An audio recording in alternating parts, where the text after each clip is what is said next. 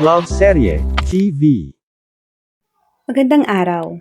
Ngayon ay panibagong kwento ang ating pakikinggan at masusubaybayan. Dahil sa isang mapait na lihim na nakaraan, mababago nga ba ang lahat? Alin nga ba ang mas matimbang, puso o ang katotohanan? Ang kwentong ito ay pinamagatang, Paano ang Sugatang Puso? Tunghayin na po natin ang unang bahagi. Nagmamadaling pumasok si Razini nung huminto ang di aircon na bus. Ramdam nito ang kaba sa sistema at halu-halong pag-iisip. Saan po kayo? Nabaling ang atensyon nito sa medyo batang nagsasalita. Jade Hospital. Kuya, buti nandito ka na. Nandun po si ate sa ward. Wika ng dalaga kay Razini. Napabuntong hininga na lamang ito at nilakbay ang chapel ng hospital. Isa-isa nitong tinanggal ang botones ng uniforme at napabuntong hininga na lamang. Ngumiti ito at may kinuha sa bag. Ang kanyang diary. Kuya, halika na. Masayang bati ng dalaga kay Razini at dali-dali silang pumunta sa delivery room. Ang pogi ng anak mo. Anak mo ba talaga to? Wika ng isang ginang na kumikinang pa ang mga mata. Napatitig na lamang ang binata na may magandang kayumanggi. Hindi nito maitatangging hindi nagkatugma ang kulay nito sa sanggol. Kuya, di kayo nagkapalit lang yung anak mo? Tanong ng dalaga kay Razini. Napangiti lamang ito habang titig na titig sa sanggol na kasing liit ng butil at kulay kayumanggi. Ate nurse? Ate? Sure po ba kayong yung babaeng sanggol yung pamangkin ko? Baka po nagkamali lang kayo or naipagpalit lang. Baka naman yung isang bata. Tingnan mo naman tong hitsura ng kuya ko Mukha bang... sorry ma'am. Sure po kami na siya yung pamangkin nyo. Sige po, natatawang sagot ng nurse. Napabusangot na lamang ang dalaga habang nilingon si Razini na busy sa pagtatanong dun sa nurse. Daladala pa nito ang diary na akala mo yung mag-i-interview lang. Sige, salamat. Wika ni Razini habang inililigpit ang diary nito. Laman ang mahalagang impormasyon ngayong araw. Angelica Will, big cousin teacher namin sa Oralcom. Miss Will? Ulit na tanong nito sa amin. Ma'am, baka nasa kabilang section na po siya. May naipagpalit kasi last week. Sagot ng lalaki kung kaklase na mukhang matalino. Nakasalamin basta parang matalino siya. Oh, wait. Kailangan ko muna ng confirmation, dyan muna kayo. Paalam ni ma'am sa amin.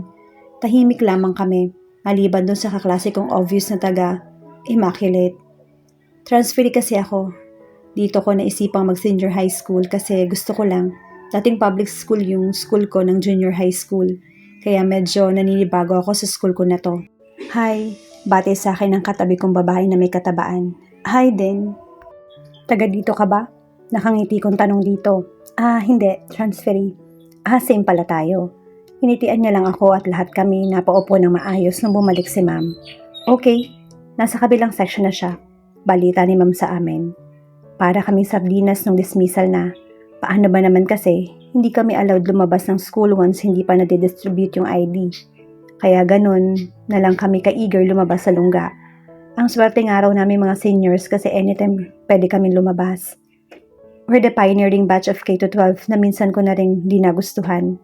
Alam niyo yun, additional 2 years. Minsan nga pansin namin na parang kami isang material sa isang kakaibang experiment. Pero no choice naman diba? Tagasunod lang tayo Kinabukasan. Hindi ko alam na every first week pala ng month kailangan namin magsimba lahat. Magkatabi lang yung church at saka yung school. Well, nakakapanibago lang. Palabas na kaming lahat nang may nahagilap na maganda yung mata ko. Nasa likod lang ako pero kitang-kita ko yung ganda ng mga mata nito. Nakatitig lang ako nung time na yun, nung dahan-dahan niya sinukla yung makikintab niyang kulay itim na buhok.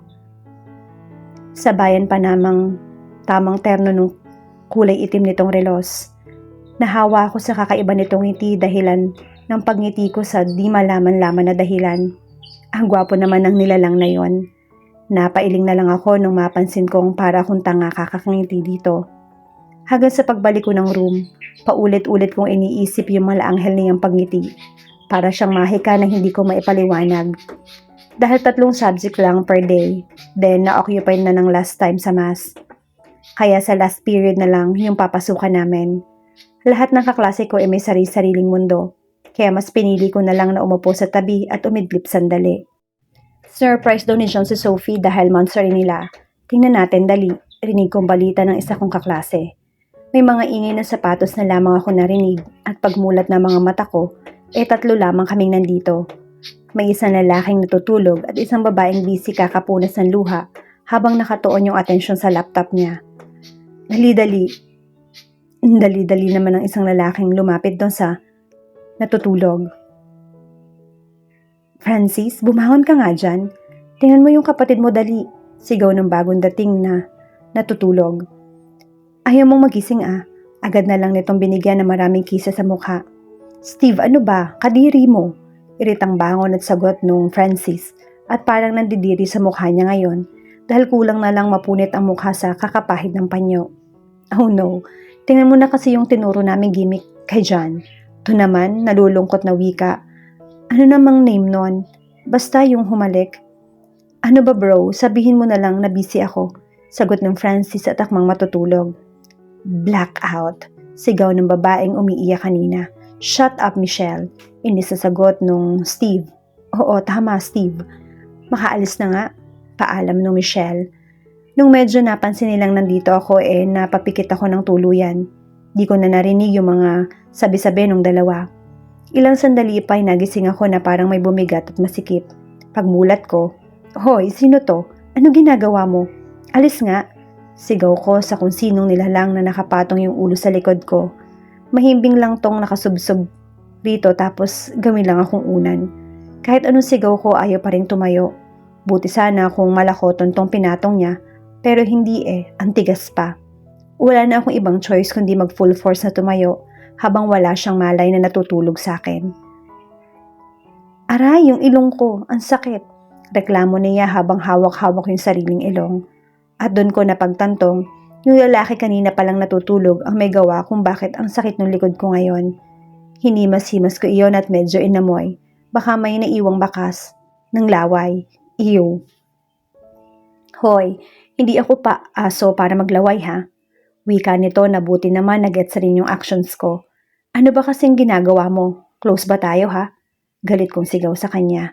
Eto naman, narinig mo ba yung ingay sa labas? Kagagawan yun ng kapatid ko. Kwento niya sa akin na walang kasensense.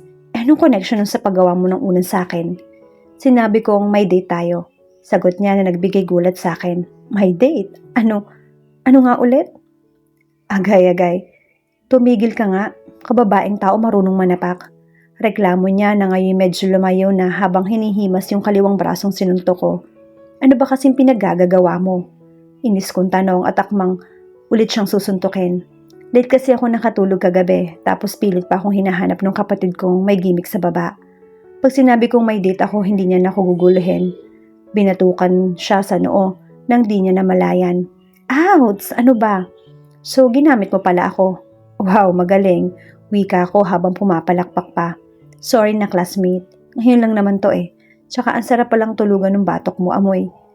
Di ko na tinapos yung sasabihin niya, kaso nabatukan ko na siya ng tuluyan. Ang daming pwede mong tulugan, ako pa talaga. Nananahimik yung tao Ano? Sapa ka na lang tayo? Banta ko rito na agad namang iniiwas yung sarili. Hoy, kahit gwapo ako, hindi ako pumapatol sa babae. Pagpapaliwanag niya. Sus, hindi pumapatol. Ganyan naman karamihan sa lalaki. Hindi ko nilalahat. Siguro, pag pisikalan ayaw makasakit, pero pag usapang damdamin napaka-expert. Sa katunayan may kakilala nga ako Pero seryoso, sorry talaga. Kung alam ko lang na mabigat yung kamao mo, sana bumili na lang ako ng unan. Pang-iinis nito sa akin. Sige, galitin mo pa ako. Sambit ko rito habang kunwari gusto ko ulit manuntok na siya namang dahilan ng pagtakbo niya ng mabilis.